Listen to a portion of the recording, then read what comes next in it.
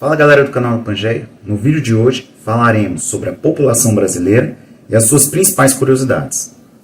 Para falarmos sobre a população brasileira, faz-se necessário inicialmente lembrarmos de dois pontos fundamentais que nós aprendemos na escola, nas aulas de geografia, que são os conceitos de populoso e povoado, ambos muito cobrados em provas de concurso, em Enem e vestibulares.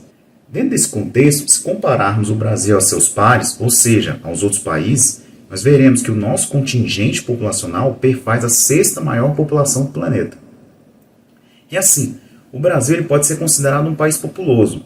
Lembrando que essa ultrapassagem, segundo o IBGE, da população do Paquistão sobre a do Brasil, ela aconteceu bem recentemente, em 2019. E vejamos a lista dos países mais populosos do mundo em 2019. Em primeiro lugar, nós veremos a China com 1,390 bilhões de habitantes. Em segundo, a Índia, com 1,266 bilhões de habitantes.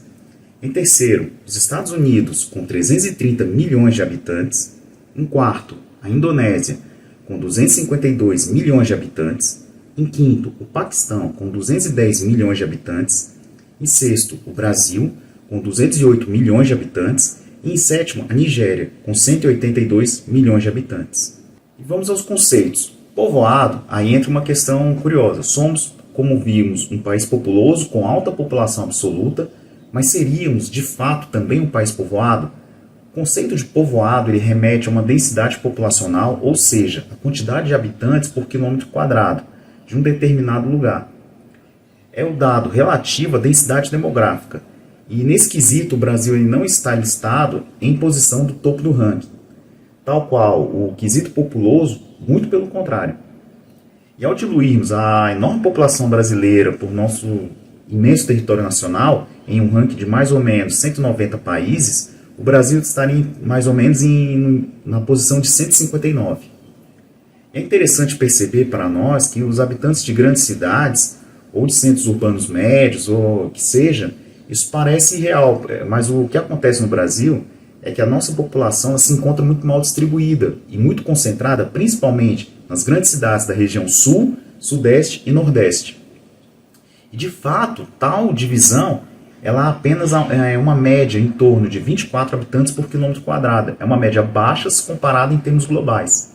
E, portanto, nós somos um país populoso, mas não necessariamente um país povoado.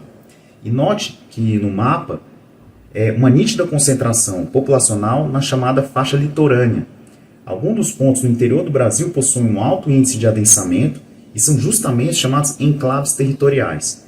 E para entendermos esses conceitos, enclaves são estruturas artificialmente criadas, tais quais cidades, polos industriais ou até uma rodovia que, ao surgirem, elas conseguem atrair para áreas sem qualquer desenvolvimento ou com baixo nível de adensamento populacional, de desenvolvimento econômico, contingentes populacionais expressivos. E temos dois exemplos clássicos no Brasil, que são Brasília e a Zona Franca de Manaus. São dois enclaves indutores de enorme sucesso em termos de desenvolvimento e de atração populacional, podendo estes ser percebidos no mapa como pontos bem avermelhados, ou seja, de alto adensamento interior. E para finalizar, vale destacar que o Brasil possui áreas chamadas de acúmenos, ou seja, são aquelas partes de um território onde fatores naturais são ou foram impeditivos ao desenvolvimento humano. Os desertos, áreas congeladas e áreas alagadas e as selvas são exemplos nesse sentido.